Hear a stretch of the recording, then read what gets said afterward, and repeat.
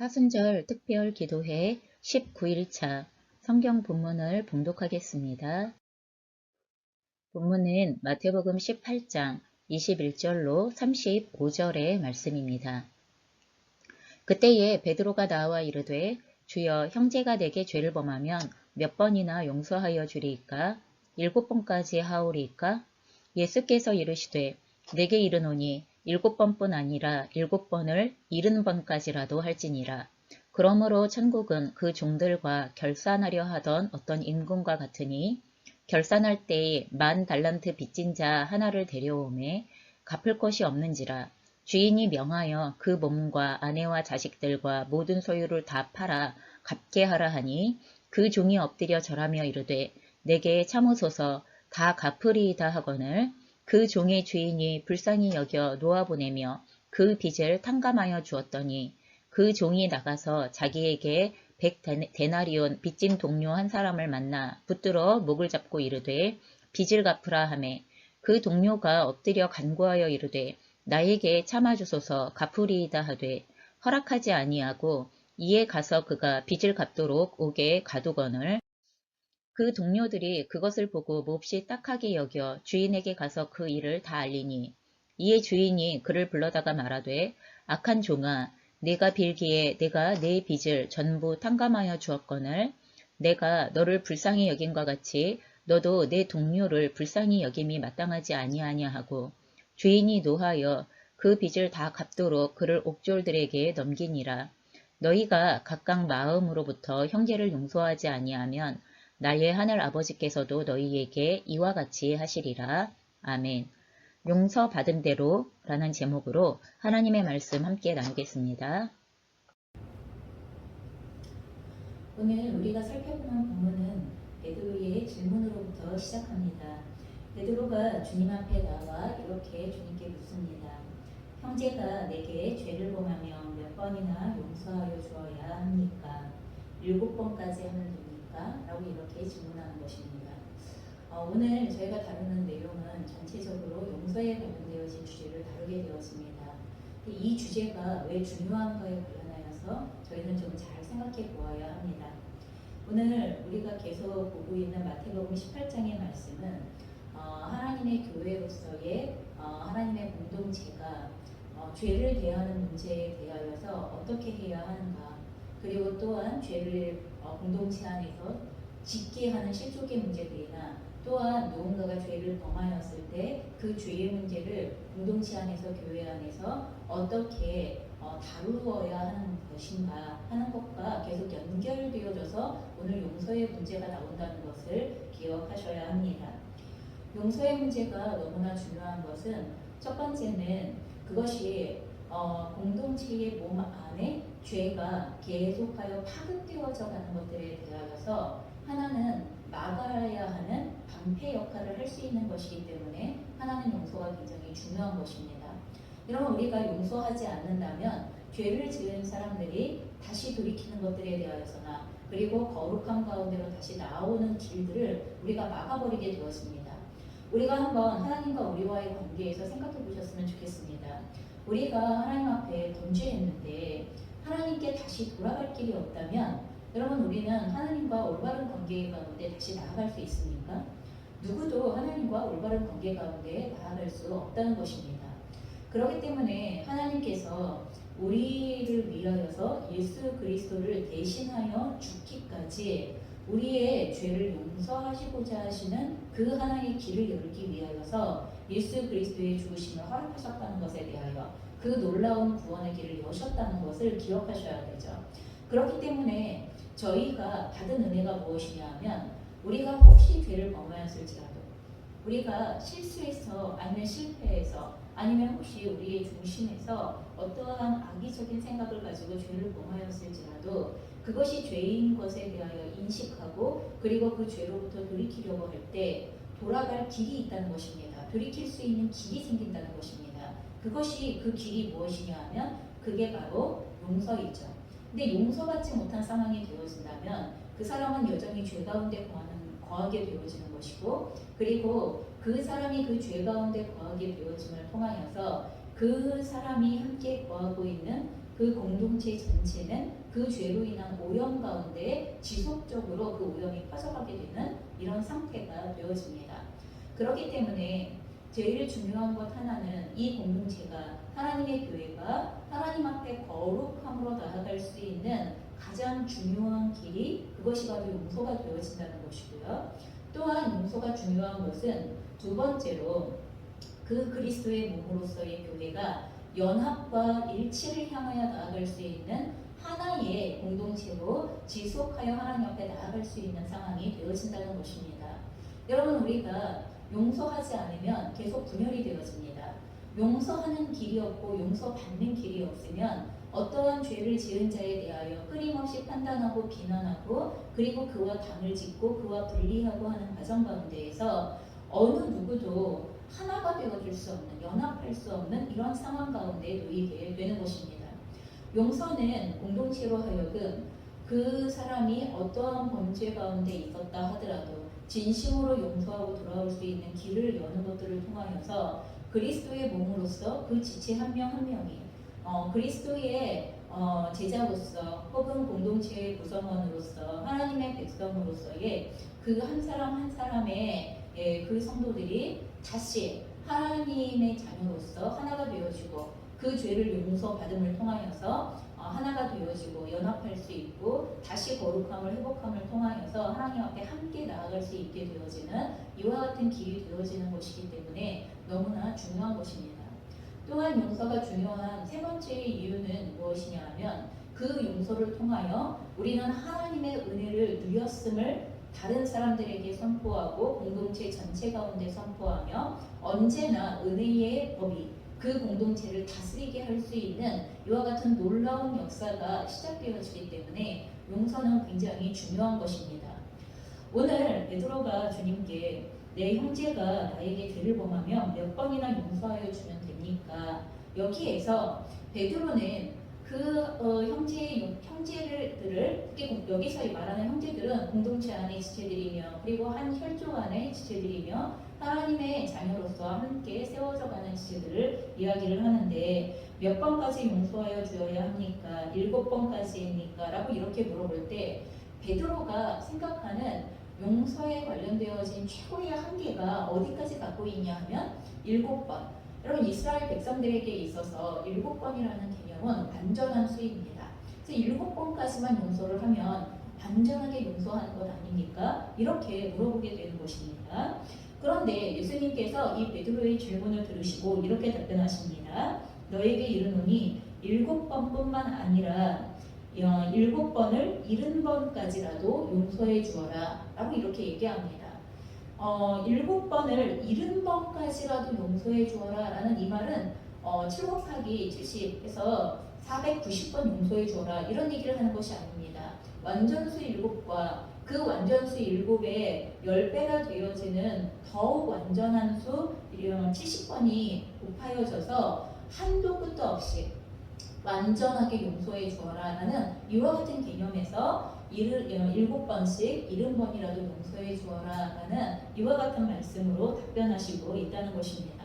그 말은 무슨 말입니까? 형제들이 범한 죄에 대하여서 용서를 해주어야 할 때 거기에 한계가 있다는 것입니까? 몇 번까지만 용서해주고 그 이상은 안 돼. 그럼 이런 개념들을 가지고 있다는 것입니까? 적어도 그렇지 않다는 거예요. 적어도 그런 한계가 없이 용서해야 한다는 것입니다. 물론 여기서 우리가 한 가지 짚고 넘어가야 하는 것은 무엇이냐 하면 용서받기를 원하는 자에 대하여서 그렇습니다. 기본적으로 관계에 있어서 그 사람이 나에게 잘못했음을 구하고 그리고 용서받기를 원하는 그와 같은 태도로서 나아오기 시작하였을 때 우리는 그 사람이 용서받기를 원하는 그 마음에 대하여서 적극적으로 화답하며 7번씩 70번이라도 한계를 두지 말고 용서하라고 말씀하시는 것입니다. 여러분, 이 이야기를 들을 때 저희 안에는 절망이 느껴지게 되어집니다.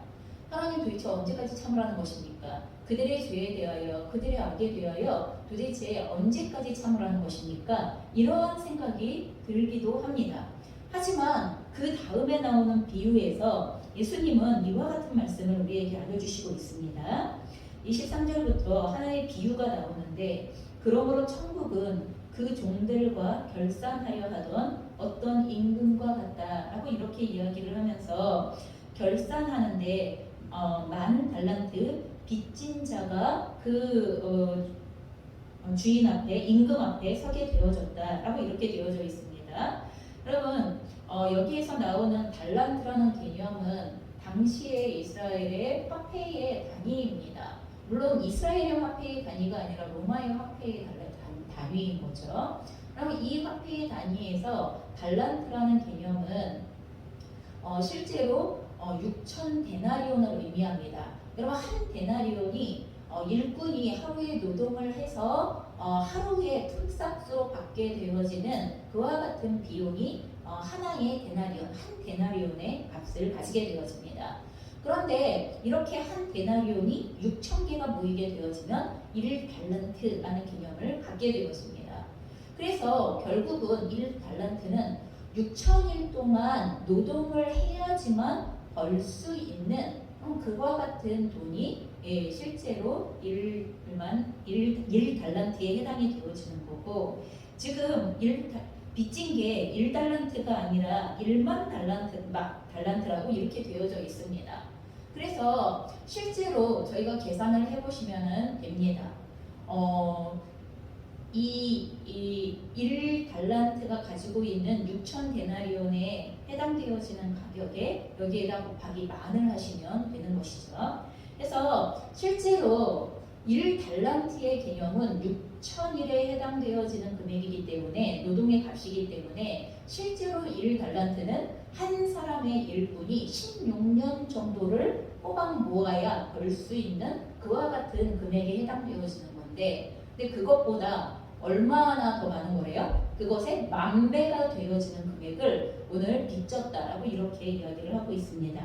그래서 이렇게 빚진 사람에 대하여서 실제로는 갚아라 라고 임금이 이렇게 요청하지만 그 1만 달란트 빚진 자가 갚을 것이 없기 때문에 기다려달라고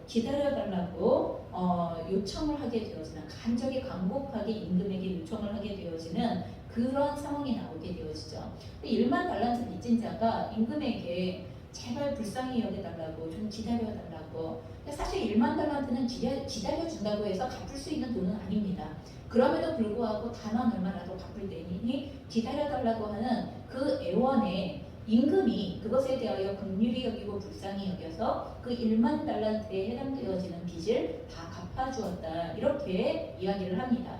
그리고 나서 그를 풀어주었더니 그 1만 달란트를 탕감받은 자가 길로 나와서 거닐다가 자기에게 실제로 100데나리온 빚진 동료 한 사람을 만나게 되어졌다라고 이렇게 기록되어져 있습니다. 100데나리온이면 100일 동안 노동한 품값을 다 모으면 그게 100데나리온이 되어지겠죠. 그래서 그 한 사람을 만나 붙들어서 네가 나에게 빚진 것을 갚지 않았다, 네가 나에게 빚진 것을 갚아라 라고 이렇게 강력하게 요구하자 그 100데나리온 빚진 자도 이 1만 달란트 탕감받은 사람에게 나를 좀 기다려달라, 내가 최대한 애를 써서 갚아볼 테니 나를 좀 기다려달라, 이렇게 이야기하지만 이 탕감받은 종은 그렇게 하지 않았다는 것입니다. 그를 옥졸에게 붙이고 그 빚을 다 갚을 때까지 너는 못 나와, 그럼 이렇게 처우했다는 것입니다. 옆에서 그것을 보고 있었던 다른 사람들이 이 사람이 1만 달란트나 탕감을 받아놓고 하는 짓이 너무 괘씸하니까 이 1만 달란트를 탕감해준 임금에게 가서 이 사람의 행실에 대하여서 보하였다는 것이죠. 다시 고소하였다는 것입니다. 그러자 임금이 그 사람을 다시 불러와서 어떻게 네가 나로부터 1만 달란트나 탕감을 받고 나서 너는 너에게 100데나리온을 빚진 자조차를 그냥 옥에다 넘겨주는 그런 일을 했느냐고, 그렇게 너의 행실이 너무나 악하다라고 이야기를 하면서 도로 그를 감옥에 가두어 버렸다라고 이렇게 말씀하시는 비유에 대하여 이야기를 하십니다. 여러분, 하나님의 나라가 어떤 것과 같다는 것입니까? 지금 1만 달란트나 빚진 자와 같다는 거예요. 하지만 1만 달란트나 빚진 것을 탕감받은 자와 같다라고 이렇게 말씀하십니다. 이것은 다른 말로 이야기하여서 하나님 아버지께서 예수 그리스도 안에서 우리가 하나님께 갚아야 할 율법에 합당한 결과로서 갚아야 할 모든 죄에 대한 결과를 우리가 갚을 수 없다는 것을 아시기 때문에 너무나 큰 값을 지불해야 하는, 그럼 그 너무나 큰 값이 무엇입니까? 생명이죠. 생명으로도 다 갚을 수 없는 그 빚에 해당되어지는 죄의 값을 예수 그리스도 안에서 다 청구해 주신 것에 대하여 말씀하시고 있는 것입니다. 저희가 예수 그리스도 안에서 받은 은혜가 무엇인가를 너무나 많은 사람들은 그걸 너무 작은 거, 그리고 일부분에 불과한 거, 아니면 누구나 다 받은 것이기 때문에 별 가치가 없는 거, 이렇게 생각하실 수 있습니다만 그건 우리의 생명과 맞바꾸어도 할 수 없는 것, 갚을 수 없는 것에 해당되어진 것이라고 말씀하시는 것입니다. 하지만 우리의 생명과 맞바꾸어도 바꿀 수 없는, 다 갚을 수 없는 그 빚을 예수 그리스도의 죽으심을 통하여서 그것을 대속하게 하여 주신 은혜가 바로 1만 달란트를 탕감받은 것에 비유되어져 있는 우리들의 용서받은 모습이라는 것을 말씀해 주신 것입니다. 그러니 천국은 이미 하나님께서 그 아들 예수 그리스도 안에서 우리가 지은 모든 죄에 대하여서 어떻게 탕감하셨는가에 관련되어져서 저희가 이미 용서받은 내용이 얼마나 값어치가 있는 것인가, 우리의 모든 죄를 탕감받은 그리스도인으로서의 그 죄에 대한 용서함의 은혜가 얼마나 놀라운 것인가에 대하여서 저희로 하여금 다시 한번 그것을 알고 누리는 삶이 바로 천국의 삶이다 라고 이렇게 알려주시는 것이죠. 하지만 이것을 진짜 믿는다면 우리들의 삶은 천국의 삶으로 어떻게 나타나야 하냐 하면 우리에게 죄 지은 자를 용서해 주는 것으로, 우리가 받은 그 용서의 은혜를 흘려보내고 우리가 받은 용서의 은혜를 근거하여서 나도 용서받았는데 네가 지은 그 죄에 대하여 내가 어떻게 그 값을 도로 달라고 할 것인가 하는 이것에 대하여서 저희가 심각하게 고민해 보셔야만 한다는 것입니다. 오늘 하나님의 나라에서 하나님께 먼저 모든 죄에 대하여 탕감을 받은 자로, 그 은혜를 누리는 자로 용서할 줄 아는, 용서받았기 때문에 용서를 할 줄 아는 은혜가 공동체 안에, 서로서로의 지체들 가운데에, 그리고 성도들 사이에 꼭 필요한 것이라고 말씀하고 있는 것입니다. 제가 처음 오늘 설교를 시작할 때 말씀드렸다시피 용서받고 죄에 대하여 해결할 길이 없다면 공동체는 절대로 하나가 되어줄 수 없습니다.